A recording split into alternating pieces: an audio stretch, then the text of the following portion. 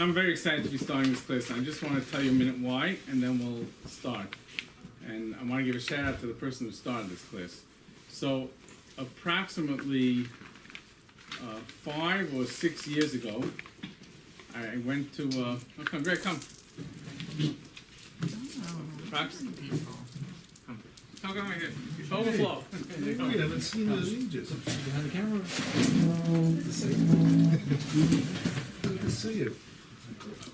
Approximately 5 or 6 years ago, I had the fortune to go to Dallas for a few days. And in Dallas, I met one of the most special people in the world, I think. His name is Rabbi Epstein.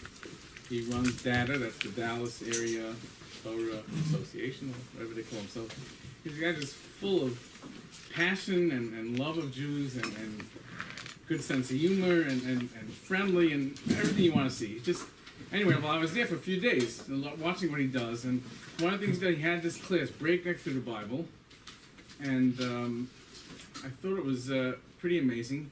He had people there from every background you can imagine, really from every background, and I loved it, the way they were, they all took turns reading, and then they interacted, and you had questions, you had answers. It was just so inspiring. I got back here, and I never really, at one point I was supposed to try it, but I never really, and then, I was looking a while ago to start something Tuesday night that would be continuous and be interesting, and, we never did this break, and let's try to do it.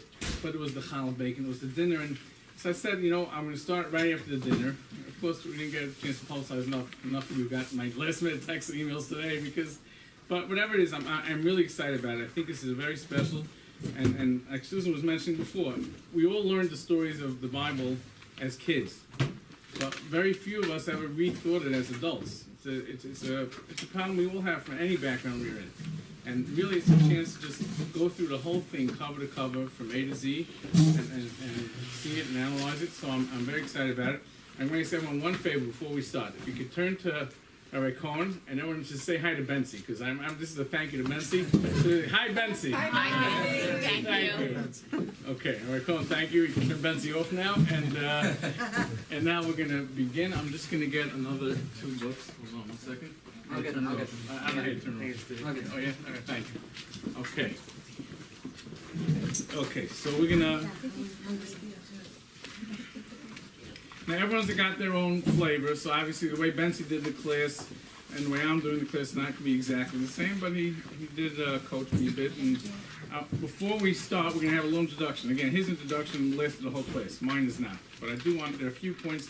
I made a handout that I'm going to give out right now. Okay, so here, we're going to do it this way. Take the first 2 pages and then pass it on. Take the first 2 and pass it on, and we'll.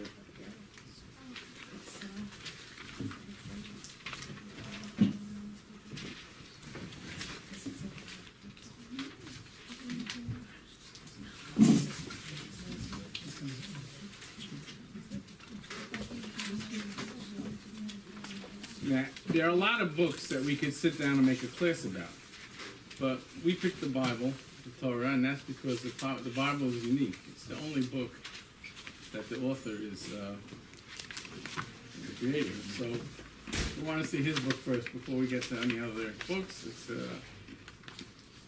hopefully going to be a very interesting travel. How many Torahs are there? How many Torahs are there? There's 5 books of Moses, right? How many Torahs are there? One. Extra papers? One. Everyone agrees there's one? Yeah, we need to get 2 and... It's a trick question. Is there enough for the next week? Yeah, there's. Thank Thank you, Susan. 2 pages each. 2 pages How are each. you? How are you? Right, I can't even see this. Hi, Kathy, I had dinner with you right tonight.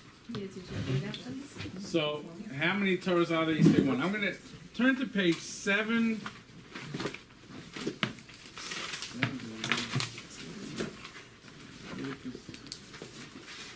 Forgive me. Page. Oh, don't forgive me yet. 1 second. What are you?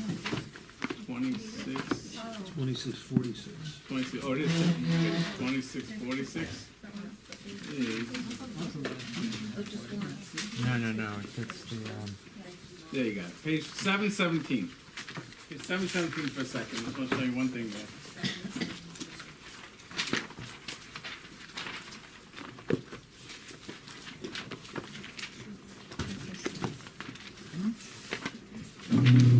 we're gonna always do the Hebrew and the English, okay? So that way we get the flavor of both.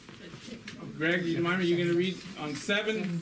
It's the last. We're gonna do it. Just read the Hebrew for a second, and then the English. 7. Don't have glasses.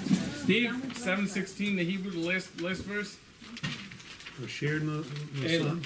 son. Say page 7:16. Yeah. The last verse. Ayla. Where? Let me see where it says. Oh, Ayla. That's the verse. Starts with. Ahukim. Ayla hachukim. These are the Mishpatim. Hatoros. Asher no son. No tan. Hashem. Ad Hashem. Eno Uvein. Bnei Yisrael. Bahar. Sinai. Yad Moshe. Okay, now give us the English, Steve. It's page These are the 7:17. decrees, the ordinances, and the teachings that Hashem gave between himself and the children of Israel at Mount Sinai through Moses. Okay, so decrees, we understand a lot of decrees. Ordinances will be laws that have a reason. What's the third thing that he gives us here? Torah. Teachings. Torah. What's the Hebrew word used for that? Torah, teach. Torah, huh?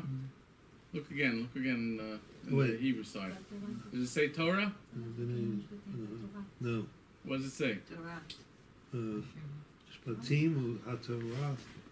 It says Torah? Yeah, yeah. No. Read it again, Steve. HaToros? Toros. Right. That's very HaToros. different. What's Toros? Plural. You got it. Toros, plural. A little problem here? Yeah. How many Torahs do we get? Apparently 2. more than one. So where are you living? I asked in the beginning. The written and the oral. Written in the oral. That's Wow, it. Steve, very good. Okay.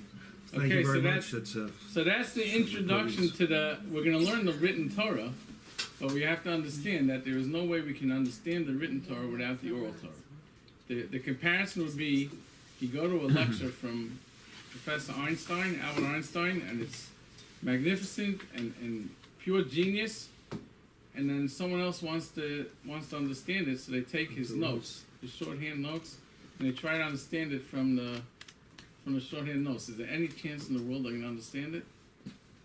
Shorthand notes ain't gonna give it to them, right? They need the explanation to be able to understand what he wrote there. He can understand it, but so the Almighty, he wrote down the written Torah. But without that explanation, it's impossible to comprehend it. And there's gonna be countless amounts of times as we go cruise through the Bible, where without the oral explanation, the written words don't really seem to make sense. So we've got to have both. Now, how many levels are there to the Torah? Oh my gosh. Multiple. Multiple levels of Torah, right? Some say 70 levels of Torah. The way they compare it to Patish, like you take a hammer and you hit a rock, and it's a lot of different. So there are many levels of understanding Torah, all of them true. All of them true. The simple idea, the deeper idea, the Kabbalistic ideas, they can all be true. Torah codes also? Torah codes could be, again, but there are limitations, that we have to know. There are limitations. Any understanding that we'll have has to be consistent with the oral tradition we have. If there's anything that doesn't jive with the oral tradition, that's not acceptable. That's the bounds that we have. The very famous, beautiful story. I haven't heard it's about Hillel and Shammai. Very beautiful story. Someone came, they wanted to convert to Judaism, and they said to Shammai, I'll convert, I'll accept the written Torah, but not the oral law. Famous story, beautiful story. So Shammai chased him out. Wait, made me crazy here for no go. No, you can't be, you can't. They came to Hillel, Hillel said, no problem, I'll teach you. So he said, okay, let me learn. So he learns him, here's an aleph, here's a beis, here's a gimel, here's a dalet, alphabet. Come back tomorrow, second lesson 2. They came back the next day. Hillel says, okay, here's the first letter, that's a dalet. Here's the second letter, that's a resh. Here's the third letter, that's a hey. The guy says to him, 1 minute, what are you talking about? Yesterday you told me that's an aleph, that's a beis, that's a gimel. So Hillel looked at me and said, listen to what you're saying. You're saying that you can't read the words without the explanation I'm giving to you. You have to trust me on it. So how can you tell me that you'll take the written law, not the oral law?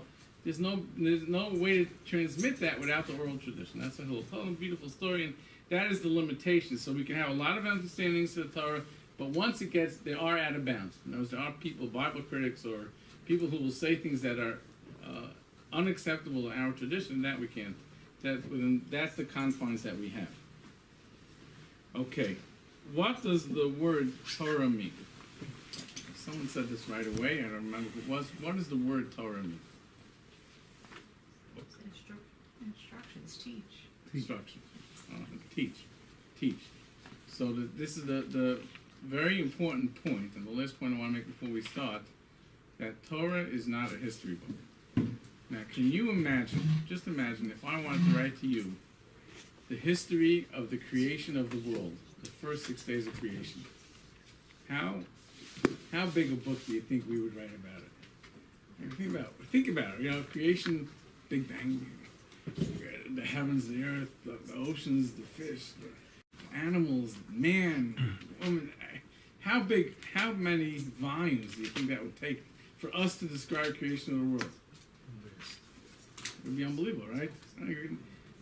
Torah does it in 31 verses. And we're done. And what's going on here? Is that really justice to the story? What do you think? So what is going on?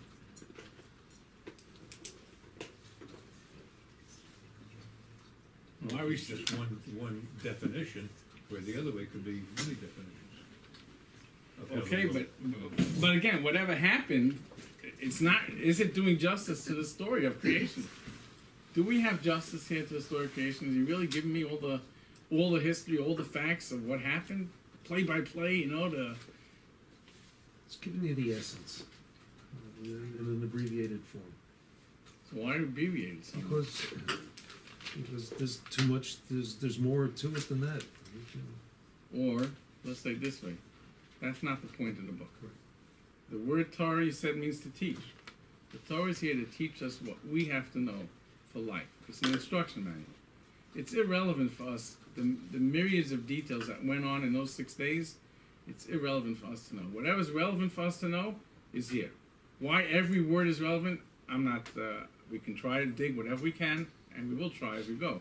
We're not, but whatever is here is relevant for some reason, and whoever is not here because it's not relevant. Not that it's not important, not that it's not nice to know, not that it's not in the medrash and the oral tradition, and it's all fine. But what's relevant, the Torah had to teach us, is here in this book, the 5 books of Moses, and that's how we're going to get our instructions for life. Okay, with that, let's begin. All right. You know, we are going to be moving through the book, but obviously the first few verses are going to take longer than the typical verses as we just start to finish. I just want to give that disclaimer. You still don't have your glasses. You're the one, Herb, we'll give you. Lead off. First one. What page? I'm sorry. Page 3. I apologize. Page 3. The beginning. It's a baseball detail in the beginning. In the beginning of God's creating the heavens and the earth, when the earth was astonishingly empty, with darkness upon the surface of the deep, and the divine presence hovered upon the surface of the waters, God said, "Let there be light," and there was light. God saw that the light was good, and God separated between the light and the darkness. God called it to the light day, and to the darkness he called night. And there was evening and there was morning one day. Okay. Whoa. All right. Thank you. So now we're going to try to dig a little into this beginning of creation, the beginning of. So the first letter, you'll notice on the Hebrew side, you see that first letter is big. The first letter, what letter is that in Hebrew? Beis. Beis. What's the first letter of the Hebrew alphabet? Aleph. Aleph. Every letter. What do you say? It's off to the side though over here. Oh, now that to the side, Kat, that's on the very important. I want to make this point very important. That letter, and this is a lesson in history that most people don't know. That letter is from the chapter number. I want to tell you that chapter number. But this is a little bit of an aside, but I do want to give us a little history lesson. Give me 1 second, Ryan, 1 second. Who made, this is a very important thing to know. We were in 6th grade, and our teacher taught us this. I guarantee you, 80% of the Jews don't know this. It's just a simple fact. Who made the chapters in the Bible? Where did it come from? Man. Which man? Moses. No, No, I'm not sure. no, it couldn't be because he wouldn't have written it. Hey, you're not supposed to be here. I got lucky. Got a little earlier. Okay. Wanna sit? What? No, the Torah did not come with chapters. The original, the Torah, not only on Sinai, it was not even printed, it was handwritten. The Torah, original Torah, Esther on page 3. So we just started, literally just started the, Great, I know you were waiting for me. no? Who'd you say, Steve? Ezra the scribe, but I had no idea. So this is a fascinating thing. The chapters did not come from Jewish sources. You believe it? What? Chapters in the Bible, there's no Jewish source for them. It is not, it came from the Christians. King James Version? I can't say that. You may know more than me, or you can look it up better than me, but I'm telling you a fact. It did not come. It's a fascinating thing. There was a big, famous Sonic Rabbi Wolbe. You'll look, he never used chapter numbers to reference anything. He would write Shvi, he'd write Shishi, he didn't want to write the chapter numbers because he felt, now it's universally used, universally by the greatest scholars in the world. So I'm not, but it's an interesting historical note. Huh? The Christians, when they made their Bible, I don't know which one. I don't know. You can look it up. Well, that was earlier. Translated to the Greek was in the time of the second Talmud. Talmud and Septuagint. Maybe, I don't know. Maybe they did it then. I don't know. I really don't know. That they were before Christians. You're right. You are right. So maybe you know what? This is an assignment we all have for next week, and I myself included. Who could find out who the first person who made the chapters? I am curious. Yeah, you got me interested. I don't know, but it wasn't from a Jew, so that I know. And he told us that also. This is also an aside, but this is an interesting thing to know. You know that in the prophets you have Shmuel Aleph, Shmuel Beis, Samuel 1, Samuel 2, and you have Kings 1, Kings 2. In the real prophet, the way we have it, there's no such thing as 1 and 2. How did it happen, 1 and 2? That's what he told us then. When did that start? When did 1 and 2 start? It started when it came out with the printing press, and the book was too thick. They couldn't fit it all in one, so they made 1 and 2. That division never existed. It doesn't exist in the handwritten prophets we have. There's no such division. Well, Aleph and Beis. And he told us that, and we were 6th grade. He told us an interesting fact. Anyway, that Aleph that you're noting over there, so that's not part of the written text. In the Chumash, Okay. it's not there. It's only there in the. And I see it over here, but it didn't. You know, there also the associate it. one, Yeah, the right? one. So the Yeah, one, the chapter same one. thing. It's a chapter number. It's a chapter number just to give it. Wow. Okay, so now back to the fact is that I'm sorry, Moran, what are you saying? I'm sorry.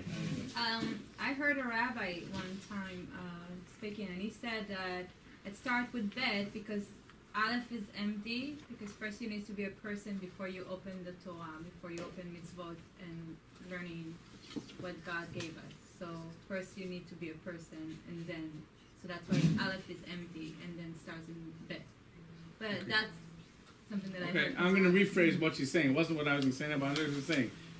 I'm going to rephrase it in the following statement that the sages say. Derech Eretz Kadma LaTorah, which means that good character traits comes before the Torah. It means that you have to develop good character traits before you can study Torah. That's First you were mentioned, then you can first thing. That's how I would Yeah, understand that's what how she's we saying. said it in Hebrew. And so the but- base would be. Yeah. But I'm going to tell you another idea. I think is an absolute beautiful idea. Now again, you have to realize we're talking now about the foundations of the world, the beginning of creation. So what existed before creation? What was there before creation? Louder. God, right? God was the only thing existing before creation. The letter Aleph, numerical value of 1. You ever heard the song? One is one is the kids they sing. So Aleph means aluf. Like in Israel now, what do they call a general? What do they call a general? Aluf, right? Aluf is the head. So Aleph represents God. Aleph is Hashem. When Hashem, where is Hashem? Everywhere. When Hashem, until Hashem created the world, there was nothing but Hashem. Hashem created the world, and all of a sudden, there's Hashem, and whatever these concepts mean of symptom of limiting yourself, but he created another force in the world, a world. So all of a sudden there's a base, there's a second, there's an Almighty, and there's something else. What's our job in this world? Our job is to take that two and bring it back to reconnect it to the one. That's our job. So it starts with a base, because that is the concept of creation, where Hashem created a second, other than himself, a second entity in the world. I heard this idea once, I thought it was beautiful. Okay, anyway, that would be why it starts with a base. Now you see, in the art school where we read it, we cheated. Why did we cheat? Because we read the English, and they already sort of answered the question I'm about to ask you. But for a minute, bear with me as we do the Hebrew, just one word. Bereshis, the first word. And let's pretend that we didn't see the Oscar, how they do it. Let's translate it ourselves. Bereshis. And what's the most famous translation of that word? Susan just said it quietly. What is? In the beginning. In the beginning. Right? That's the most famous translation. In the beginning, God created the heavens and the earth. That's the most famous translation for those words. It's probably universal. I'm sure if you open up most English translations, that's how they're translated. Oscar sort of ruined it for me because they already changed that translation, but that's the typical translation. Is there any issue with that translation? In the beginning, Almighty created the heaven and the earth. Is there an issue with that translation? Well, you just said that there already was a beginning before the fall Hashem. Well, that we're not. That's before. That's Hashem. But it would be in the beginning of right. This simple translation, the way you read it, the way you said it, which is again the simple. In the beginning, God created the heaven and earth. So I mean, we're talking chronology here. In the beginning, the Almighty created the heaven and the earth. Historically, what did He do first? What? That's it. He created the heaven and He created the earth, right? Rashi objects to that, which is why they changed it. Rashi has an objection. Now listen to this objection. When Herb read that, what did he do in verse 2? At the end of verse 2, it said, the divine presence hovered upon the surface of the waters. What waters? When was the water created? Didn't even bother telling us that. What was well, one second. Heaven, earth. What happened to the water? Maybe He created everything. It's already was there, just in chaos, because it says in Tohu Vavohu. It says it before. It was, and the land was in Tohu Vavohu, like it was a chaos. And then He divided. He put the sky in place and the earth. Okay, so again, but going with Rashi's objection to that, then if you're telling what was created first, what was first? Wasn't heaven? Heaven and Was earth. it earth? the water. Was it, or was it water? The water says it's there already. It was there already. So something's missing. That's Rashi's objection to this translation. I'm just saying, Rashi offers an idea, which is a very powerful idea. Now again, like we said in the beginning, there are different explanations and they're all true, all valid. But we're going to offer you 3 different translations here that are very basic, and we'll move on. Rashi says that the word bereshis doesn't mean what Susan said. Susan said the most famous translation, in the beginning. Rashi says that's not correct. It's Rashi's opinion. And the way Rashi translates it is 2 words. Bereshis. Ber would mean for. In Hebrew we say bishvil. But for and rashis would mean something called. What does rashis mean? Tila. What? Beginning.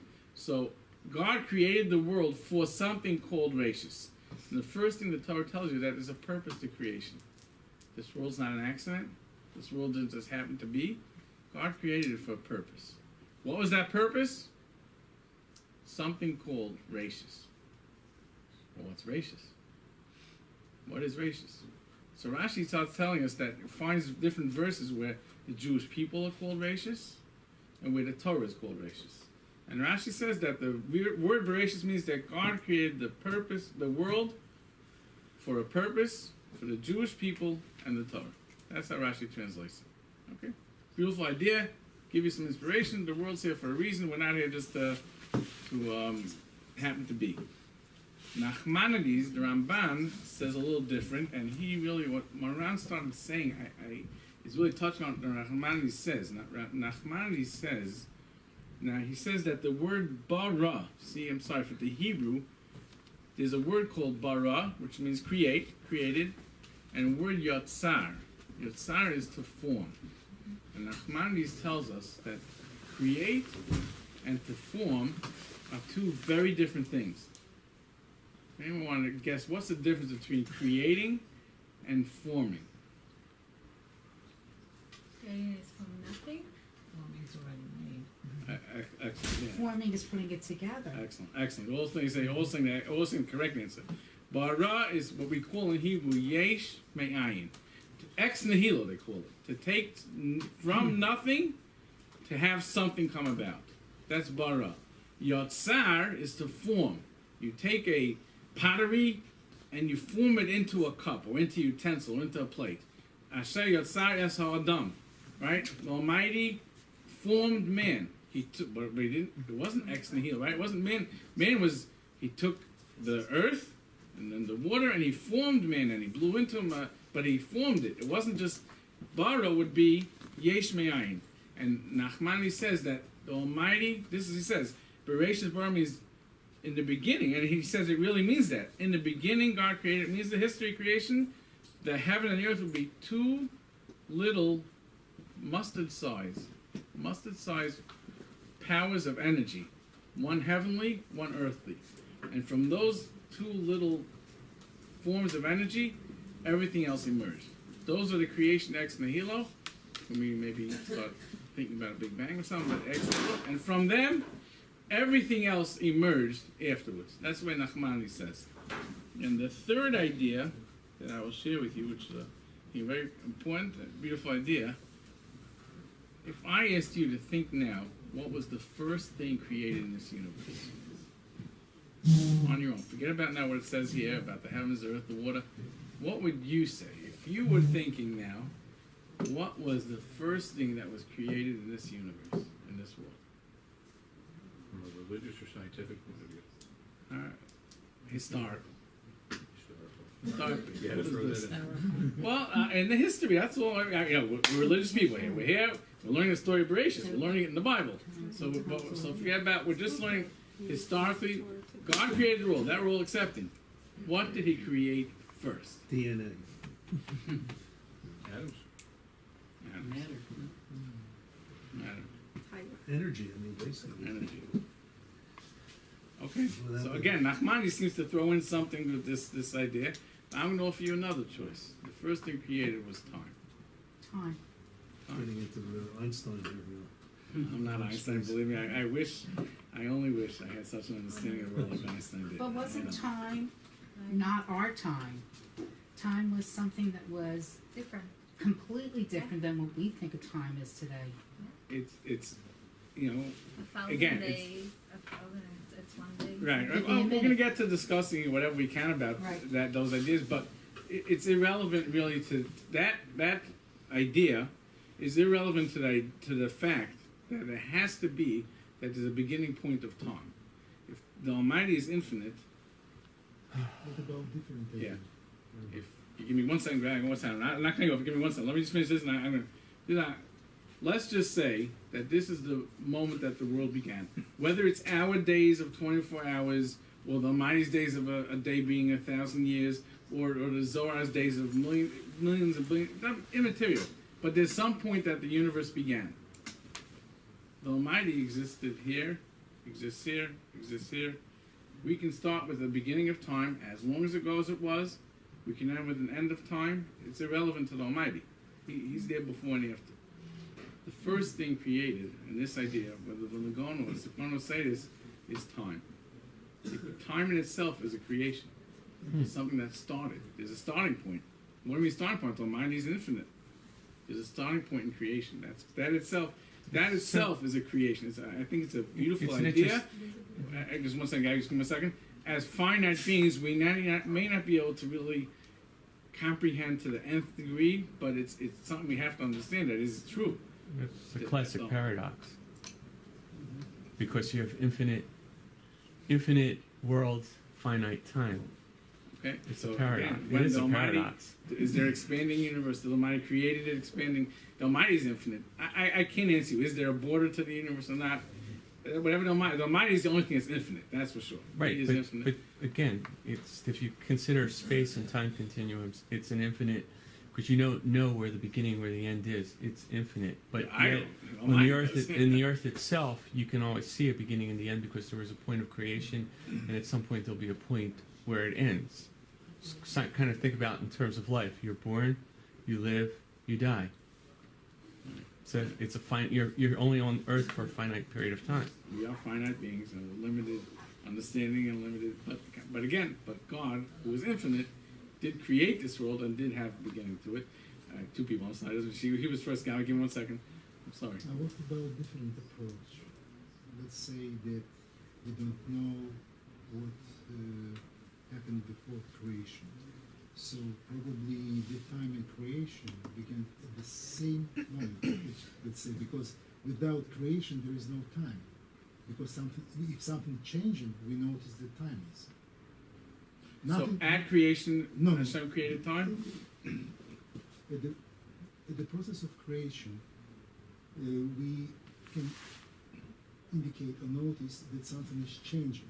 The change shows us that time exists.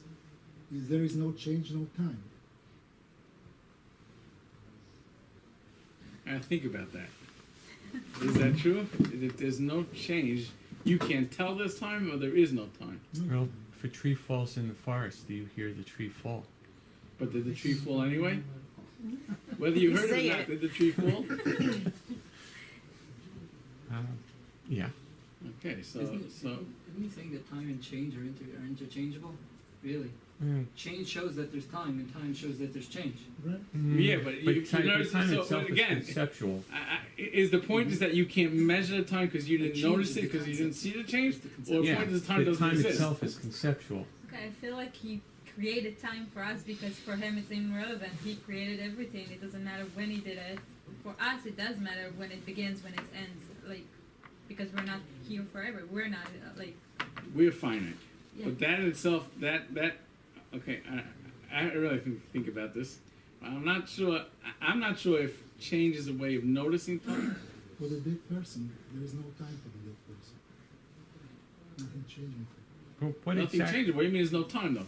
The person, For us, a person died, and now the body's decomposing. Yeah, Whatever's this is happening. what we see. That's what we see. But for them, nothing. it doesn't make a difference to them. There is no time, or it just makes no difference.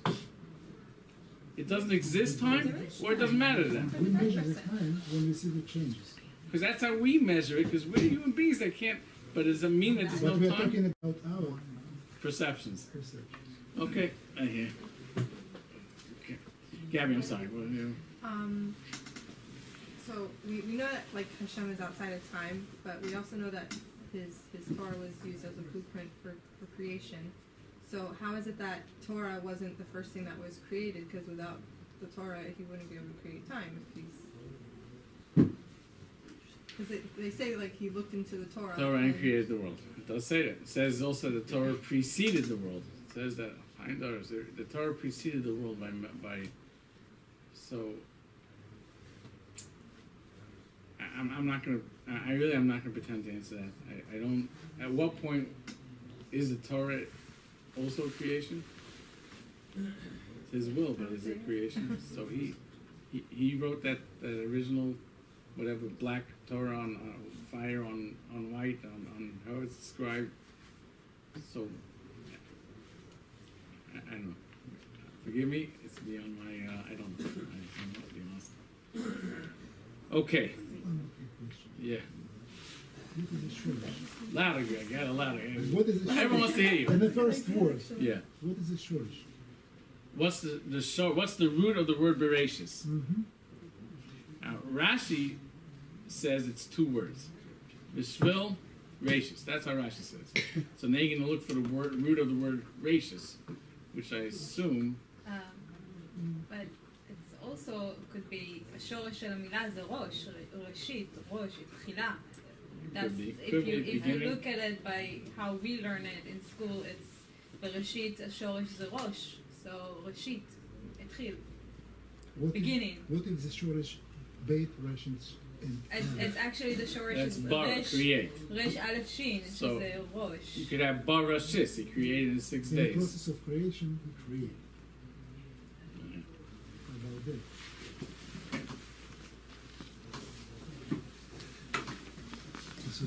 Breakneck through the comment from Bible. you? No, Also- Okay. it's just slowly through the Bible. Not breakneck. Isn't the word for head roach? Yes. So would that have anything to do with it? Like at the head, at the beginning? At the beginning. Well, that would be, yes. Yeah. Yes. Correct? I do believe correct. Okay. Now, one more thing about verse 1 before we go on, right? And Steve, I told you, it's Breaking Through the Bible is going to move, but the first beginning is the beginning. I did pretty good that I got through the introduction in 10 to 15 minutes, right? We're Okay, proud this of you. is, huh? We're proud of you. Okay, Bereshis bara Elokim. Who created the world? Hashem. Hashem or Elokim? Isn't that one and the same? One and the same. No. Verse 2, Ruach Elokim. Verse 3, Vayomer Elokim. Verse 4, Vayar Elokim. Verse 5, Vayikra Elokim. 31 verses, one after another, all about Elokim. And then we get, you can turn for a second, to page 11. Page 10 and 11. Okay? Eric, you want to read for us? First, you want to do the Hebrew Dalet? Not Page really. 10. He's just taking it for a beginner Hebrew class. Okay. So who wants to do Dalet Hebrew? Susan, do Dalet in Hebrew? Yeah, but I just, it'll take me a while, but I can. Go ahead, Dalet in Hebrew. Okay. Elad, Toledot, Hashamayim, V'ha'aretz. Behi Bar Baryom. Miriam. Say it again. No, you did it right. You did it right. Right, okay. Beyond. Biyom Asot.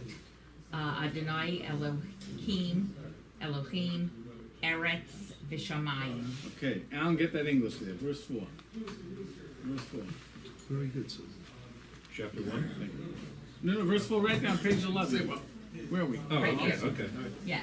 These are the products of the heaven and the earth, when they were created on the day that Hashem, God, made earth and heaven. So we're introduced now to a new name, right?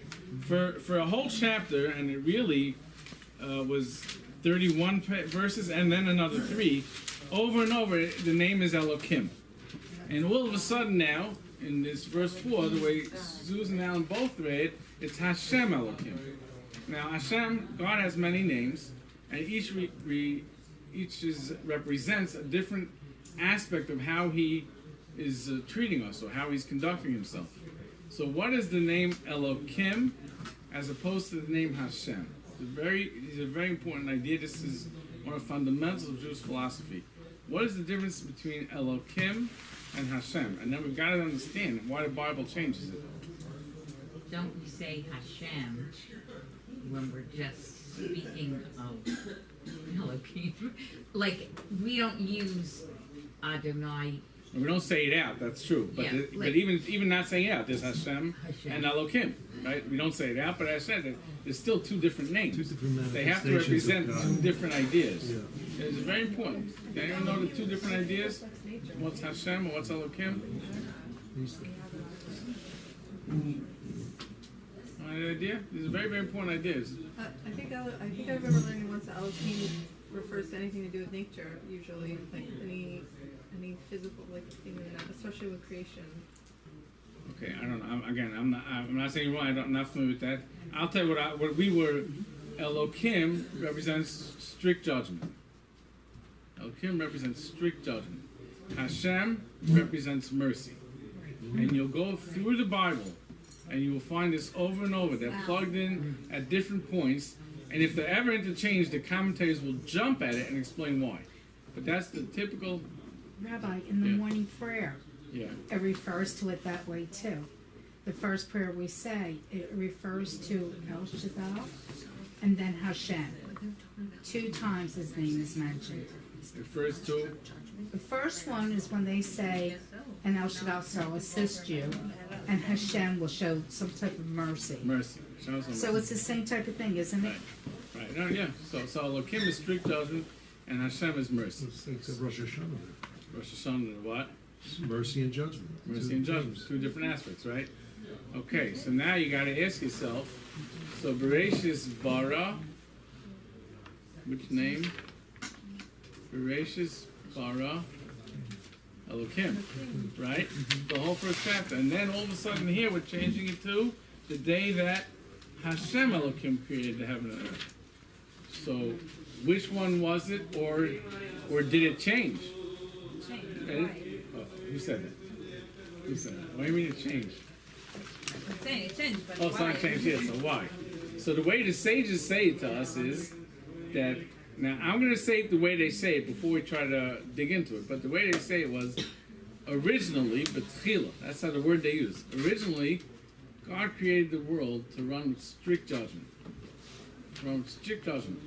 Now you got, picture strict judgment for a minute. I'm going to give you a strict judgment story. You ready? Here's a strict judgment story. Guy Yankel was running home one night. He was driving home from New York. I love this story because I drive home from New York and get very tired. He's driving home from New York and he's starving and he's tired. He pulls over on the New Jersey Turnpike it's 12 o'clock at night, and he's just starving beyond belief. And the only thing open is Burger King. No one's watching. And he says to himself, listen, I gotta eat something. He goes in there, he orders a cheeseburger. He orders a cheeseburger, he sits down, takes a big bite.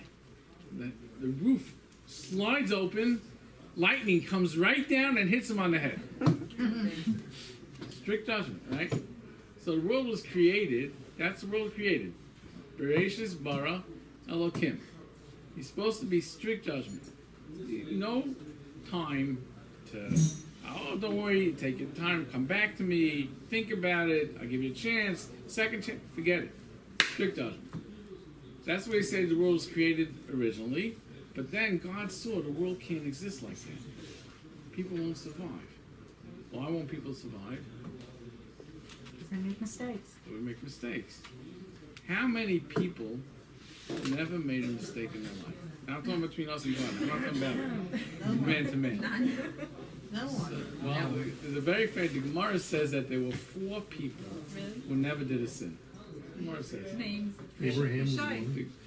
I don't think it names Abraham. I'm going to tell you what I remember. And No, I not may be, Abraham. Abraham made a mistake. Yishai was with one. his Very wife, good. he did a mistake. And Right. Moshe did a mistake. All of them. He's I not want a named name. yet. He's not named. The name that's given, if I remember correctly, Benjamin, the youngest boy from Jacob, I believe is named.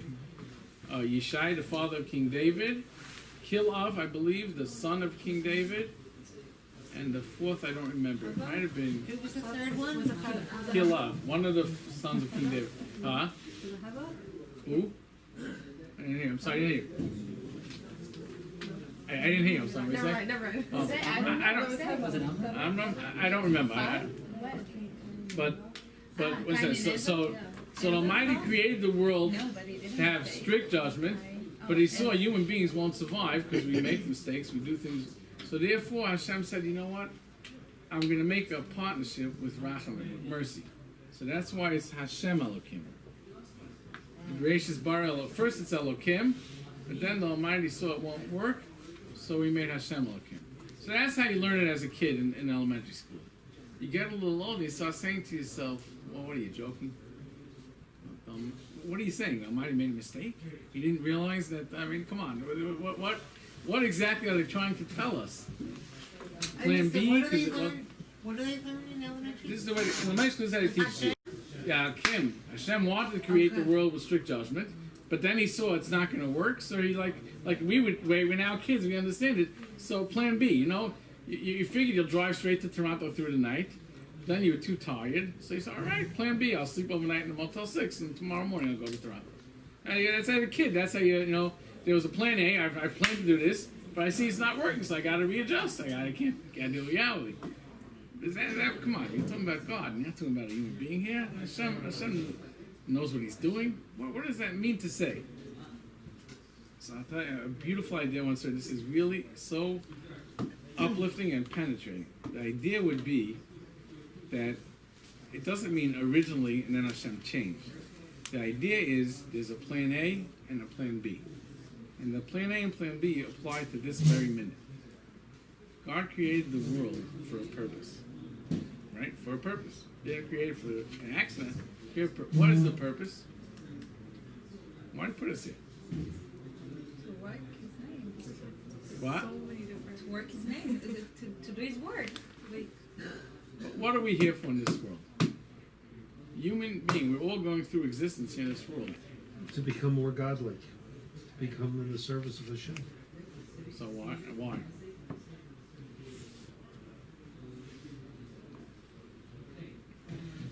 Does it have to do with the afterlife? So human being, we are very precious beings, right? We're the only beings in the world that have a soul, not just a spark of the divine. And the purpose we're created for, the Almighty put us in this world to have pleasure. That is absolutely the purpose of creation. Every one of us here is put in.